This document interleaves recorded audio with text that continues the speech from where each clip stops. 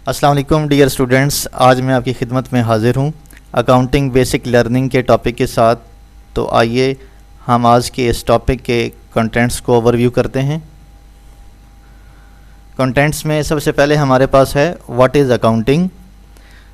उसके बाद हम देखेंगे व्हाट इज़ एन अकाउंट। उसके बाद थर्ड नंबर पे हम देखेंगे हेड्स ऑफ अकाउंट्स। नंबर 4 पे nature of heads of accounts. Number 5 पे table of application of debit and credit as per nature of heads of accounts. 6 number पे हम देखेंगे टाइप्स ऑफ अकाउंट्स।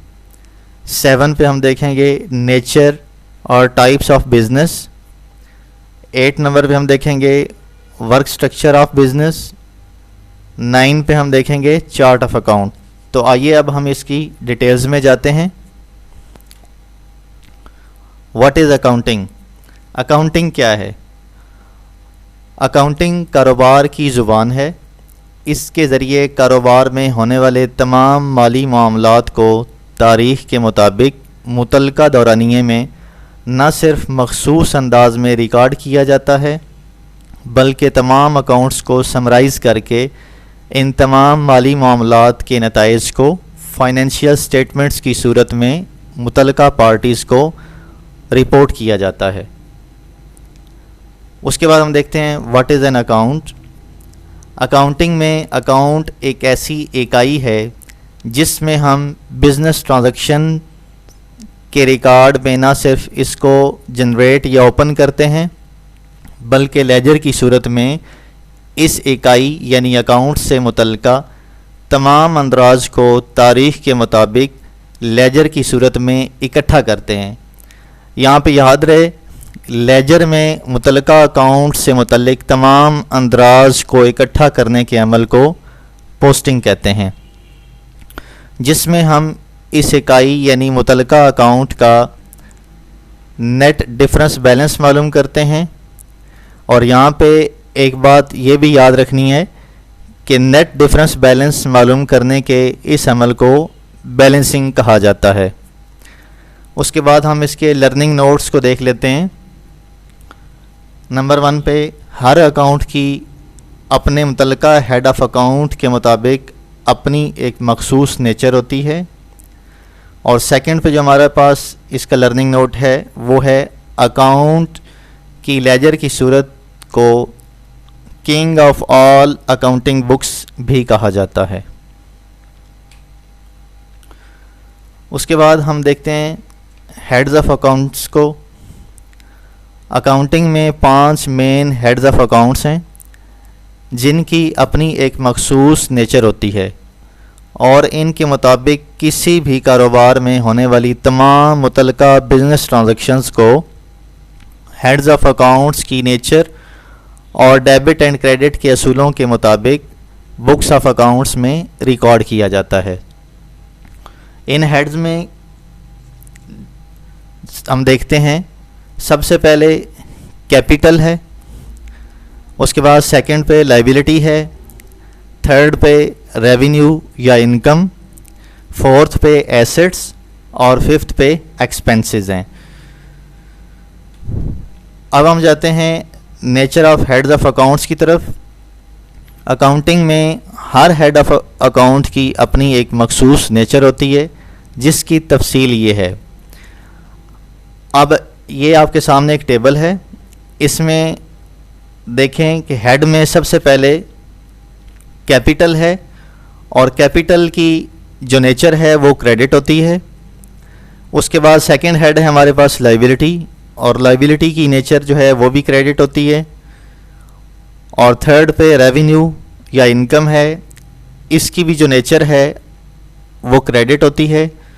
उसके बाद एसेट्स की नेचर जो है वो डेबिट होती है और एक्सपेंसेस की नेचर जो है वो भी डेबिट होती है।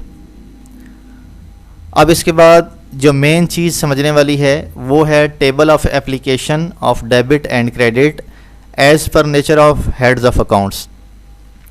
अब ये आपके सामने एक मेन टेबल है जिसमें हम आपको समझाएंगे कि इन हेड्स ऑफ अकाउंट्स पे डेबिट और क्रेडिट की एप्लीकेशन कैसे होगी इन हेड्स ऑफ अकाउंट्स की नेचर के अकॉर्डिंगली। तो सबसे पहले इस टेबल को हम शुरू करते हैं और आपने इसको गौर से समझने की कोशिश करनी है। नंबर 1 पे देखें, हेड का कॉलम है। इसमें हेड में सबसे पहले आपने कैपिटल को देखना है और इसको हॉरिजेंटली देखिएगा। सबसे पहले कैपिटल, इसकी नेचर को हमने कहा कि ये नेचर इसकी क्रेडिट होती है और जब भी कैपिटल में इंक्रीज़ होगा, जब भी कैपिटल में इंक्रीज़ होगा तो हम सेम इफ़ेक्ट देंगे जो एज़ पर नेचर है। अगर नेचर क्रेडिट है तो इंक्रीज़ भी क्रेडिट होगा, और अगर कैपिटल में कमी हुई है तो कैपिटल में कमी का जो इफ़ेक्ट होता है वो डेबिट के ज़रिए देते हैं। मतलब यहाँ पे कि अगर कैपिटल में इजाफा हुआ है तो क्रेडिट करेंगे और कमी हुई है तो डेबिट करेंगे। इससे मुतल्लिका एक लर्निंग नोट है, उसको हम पहले डिस्कस कर लेते हैं। लर्निंग नोट को देखिए, कैपिटल में कमी ड्राइंग्स की सूरत में होती है। ये एक पॉइंट वैसे माइंड में रखिएगा, जब हम डिटेल्स में जाएंगे, हम जर्नल की रिकॉर्डिंग की तरफ जाएंगे तो उसमें आपको डिटेल से समझाऊंगा। अभी जस्ट आप इसको माइंड में रखें कि कैपिटल में जो कमी है वो हमेशा ड्राइंग्स की सूरत में रिप्रेजेंट की जाती है। तो उसके बाद देखते हैं हम लाइबिलिटी को, जो सेकंड हेड है। लाइबिलिटी की नेचर भी यहाँ पे क्रेडिट है, और एक बात हमेशा याद रखिएगा कि जो भी इंक्रीज़ होता है, इंक्रीज़ का इफेक्ट जब भी आएगा किसी भी अकाउंट में या हेड में, तो उसको एज़ पर नेचर शो करना है। लाइबिलिटी में अगर इजाफा हुआ है तो एज़ पर नेचर उसको क्रेडिट करेंगे, और अगर उसमें कमी हुई है तो डेबिट करेंगे। तो इसी तरह रेवेन्यू या इनकम को देखें तो इसकी नेचर भी क्रेडिट है, और अगर इसमें इंक्रीज़ हुआ है तो भी हम क्रेडिट करेंगे, एज़ पर नेचर इफ़ेक्ट देंगे, और अगर डिक्रीज़ हुआ है तो अगेंस्ट द नेचर इफ़ेक्ट देंगे और वो डेबिट होगा। अब उसके बाद देखते हैं नंबर 4 पे, एसेट्स हैं हमारे पास, और एसेट्स की जो नेचर है वो डेबिट होती है, और एसेट्स जब इंक्रीज़ होते हैं तो एज़ पर नेचर इफ़ेक्ट देंगे, इंक्रीज़ हुआ है तो डेबिट ही शो करेंगे, और अगर एसेट्स में कमी हुई है तो वो अगेंस्ट द नेचर इफ़ेक्ट देंगे और उसको हम क्रेडिट करेंगे। तो एक्सपेंसेस को देखते हैं। एक्सपेंसेस की नेचर जो है वो भी डेबिट होती है, और अगर इसमें इजाफा हुआ है तो एज़ पर नेचर डेबिट करेंगे, और अगर इसमें कमी वाक़ हुई है तो हम against the nature effect show करेंगे और उसको क्रेडिट करेंगे। अब हम देखते हैं कि types of accounts. Types of accounts में हम इसकी डिटेल को देखते हैं। अकाउंटिंग में हेड्स ऑफ अकाउंट्स के तहत किसी भी बिजनेस ट्रांजैक्शन को रिकॉर्ड करते वक्त जर्नल एंट्री की सूरत में जनरेट या ओपन होने वाले तमाम अकाउंट्स को 3 इकसाम में तकसीम किया जाता है। उसमें नंबर 1 पे नॉमिनल अकाउंट्स, नंबर 2 पे पर्सनल अकाउंट्स, और नंबर 3 पे रियल अकाउंट्स हैं। तो आइए अब हम इसकी डिटेल में जाते हैं। सबसे पहले है नॉमिनल अकाउंट्स। नॉमिनल अकाउंट्स में कारोबार में होने वाली उन तमाम बिजनेस ट्रांजैक्शंस जिनका ताल्लुक अखराजात, नुकसानात, आमदनियों और मुनाफा के साथ होता है, उनको नॉमिनल अकाउंट्स में शामिल किया जाता है। तो आइए इसकी चंद एक एग्जांपल्स देखते हैं। सबसे पहले salaries expense, rent expense, wages expense, dividend income, interest income, any revenue profit, any revenue loss etcetera. उसके बाद हम इसके लर्निंग पॉइंट्स को देखते हैं। लर्निंग नोट पे गौर कीजिएगा।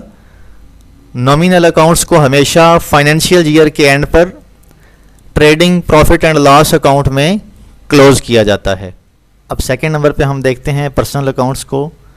पर्सनल अकाउंट्स में कारोबार में होने वाली उन तमाम बिजनेस ट्रांजैक्शंस जिनका ताल्लुक नेचुरल पर्सन यानी इंसानों के नाम से ओपन होने वाले अकाउंट्स, और आर्टिफिशियल पर्सन यानी इदारों और ऑर्गेनाइजेशंस के नाम से ओपन होने वाले तमाम अकाउंट्स को शामिल किया जाता है।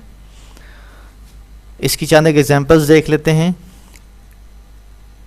मसलन Kamran account, Shahid account, Hashir account, Mannan account, HBL account, styles as mobiles account, AZ company account extra. अब इसके लर्निंग नोट को देखते हैं। पर्सनल अकाउंट्स को उनकी नेचर के लिहाज से किसी भी पॉइंट ऑफ टाइम पर बैलेंस शीट के अंदर एसेट्स और लायबिलिटीज़ के सेक्शंस में शो करते हैं। थर्ड पे हम देखते हैं रियल अकाउंट्स को। रियल अकाउंट्स में कारोबार में होने वाली उन तमाम बिजनेस ट्रांजैक्शंस जिनका ताल्लुक़ कारोबार की प्रॉपर्टीज़ यानी कारोबार के तमाम मलकियती हकूक़ की बिना पर ओपन किए जाने वाले तमाम अकाउंट्स को शामिल किया जाता है। इसकी एग्जांपल्स को देखते हैं। सबसे पहले building account, machinery account, plant account, equipments account, goodwill account, copyrights, patents, trademark extra. इसके लर्निंग नोट को देखते हैं। रियल अकाउंट्स में प्रॉपर्टीज़ से रिलेटेड तमाम अकाउंट्स को किसी भी पॉइंट ऑफ टाइम पर बैलेंस शीट में एसेट्स के हेड में शो किया जाता है। अब उसके बाद हम देखते हैं नेचर और टाइप ऑफ बिजनेस। आम तौर पर नेचर के लिहाज से कारोबार को 3 इकसाम में तकसीम किया जाता है। सबसे पहले सर्विस बिजनेस, सेकंड पे मैन्युफैक्चरिंग बिजनेस और थर्ड पे मर्चेंडाइजिंग या ट्रेड बिजनेस आता है। अब हम इसकी डिटेल्स को देखते हैं।